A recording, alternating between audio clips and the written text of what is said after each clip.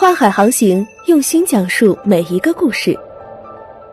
科幻小说《爱因斯坦第二》，原著拉什曼·隆德赫，选自发明与创新2013年12月刊。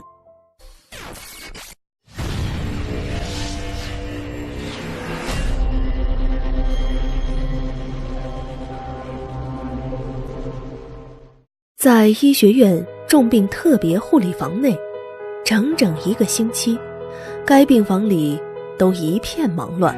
这一切都发生在瓦桑博士被送进病房之后。博士得了肺癌，经过治疗，根本没有好转的迹象。主管医生齐塔莱心里很清楚，这可怖的疾病终将夺去博士的生命。医生回想起昨天参加的紧急会议的画面，与会者大多是经济、军事、科学方面的头面人物。科学家们认为，瓦桑博士是继爱因斯坦之后最伟大的人物。在物理学领域，牛顿与爱因斯坦被认为是2大高峰，而瓦桑博士很可能成为第3高峰，甚至可以称作爱因斯坦第2。爱因斯坦提出了相对论，并证明质量与能量是不可分的。正是在这一理论的基础上，人类才发展出原子能这一概念。在爱因斯坦生命最后的日子里，他致力于另一理论统一场论的研究。通过这一理论，他原想证明强相互作用力、弱相互作用力、电磁力与引力是单一力的不同表现形式。这一旦被证明属实，人类就有可能消除万有引力的影响，亦或发展一种平行相对的反引力。遗憾的是，爱因斯坦还没来得及完成他的理论就去世了，他的任务到现在还搁在那。继他之后，还没有人具备继续他的研究所需的才能。而瓦桑博士从爱因斯坦未尽的研究里理出了头绪，自那以后，博士就成了一个很重要的人物。直至他身患恶疾，已经时日无多，才有了这样的一次会议。会议最终认定，博士这样的天才100年难遇，所以我们得让他活着，不惜一切代价。医生忧心忡忡地回到了办公室，他感到博士不久即将死去，这也就意味着自己身为一名医生的失败。霎时间，一个害人的主意浮现在他的脑海。第2天，医生决定与博士认真地谈一谈。他说道：博士，人类常常提及真理与幻想，亦用来解释存在之本质的灵魂与肉体。有人认为身体发肤毁掉了，但人并没被毁掉，最重要的是灵魂。而博士则表示，自己身为科学家，并不能接受有灵魂存在的说法。谈话渐入佳境后，医生决定将他的计划全盘托出。齐塔莱医生说道：我们都不相信灵魂说，那么我们可以说人等于大脑，只要大脑正常地发挥其功能，我们就算还活着。器官就像是大脑的奴仆，只管执行命令。沉默半晌后，博士冷冷地望着医生，他似乎已经猜到了医生那可怕的目的。医生继续解释道：癌症会让你的躯体死去，但我能保住你的脑子。你将以大脑的形式存在于这个世界，你的研究是以抽象计算机及思维为基础的。关于在这一研究过程中的推理与计算，我们能把电子脉冲以信息方式送入你的大脑。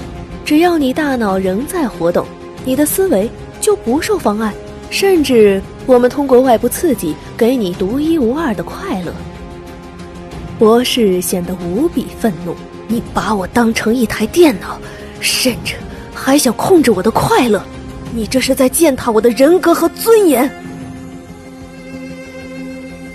2个人僵持不下，医生还是没法说服博士。在下午的例会上，医生把这一想法通报给委员会，主席对此提议颇感兴趣，但是他给众人当头一棒，如果博士在大脑里完成了他的理论，但他拒绝交出研究成果，那该如何应对呢？面对主席的提问，齐塔莱的思维高速运转着。这是一个开拓性实验，以前从未在人类身上实验过。要是实验取得成功，这可是一个双重成功，世界可能由此而获得统一场论，而自己甚至可以将向往已久的诺贝尔奖收入囊中。当这一想法划过他脑际时，齐塔莱医生的眼里升起了一抹恐怖的寒光。医生说道，人的思维并不完全是他个人的财产。如果博士拒绝合作，我们可以用电子神经脉冲的形式记录在纸上，从而收集到他记忆当中的想法及相关研究成果，并且大脑中各有一个体验快乐与痛苦的中枢，只要让他体验痛苦相威胁，就能让他开口。当然我会尽量说服博士进行合作，但如果他拒绝合作，那我仍然希望你们允许实验进行，因为这是唯一能让博士活下去的办法。会议在一片哗然中结束了，主席对此事颇为关注。鉴于医生向他的保证可以获取博士的研究成果，最终医生赢得了他的首肯。进行这一具有历史性意义的手术日期到来了，瓦桑博士的大脑成功地取出来了。大脑的记忆库及感知中枢接上了特别电极，输入了快乐的感觉。他的语言中枢与人工阴核相连，大脑漂浮在无菌的培养器皿液体中，博士的生存以其大脑的形式得以延续。不久后，人工阴核传来了瓦桑博士的声音：齐塔莱医生，你最终还是得逞了。齐塔莱医生兴奋得像是置身于九重天外，至于博士的憎恨之情，他是理解的。他相信博士很快就会克服，投入到研究当中去。医生猜对了，博士没过多久便沉浸在他的物理世界。几年后，终于有一天，博士突然宣布他完成了研究，并打算以公式的形式把统一场论表达出来。在这历史性的时刻，各国政要都悉数到场。一切就绪之后，博士开始缓慢而有节奏地讲了起来。我知道你们都急切地等着我把统一场论讲给你们听，我也完成了研究，但我不愿告诉你们，因为像爱因斯坦一样，我已得出结论，人类掌握这些理论的时机还不成熟。人类会怎样使用这些理论呢？他们会航行到宇宙的各个角落，与其他文明发生碰撞。大自然给我们提供了足够的食物，我们却让同类挨饿，我们相互剥削，相互虐待。每一个新的发现与发明都让我们变得越来越残暴。这种文化没必要四处传播。在我看来，人类还没有文明到可以接受统一场论的程度。我十分清楚，我的思想全部储存在我脑中的记忆库中。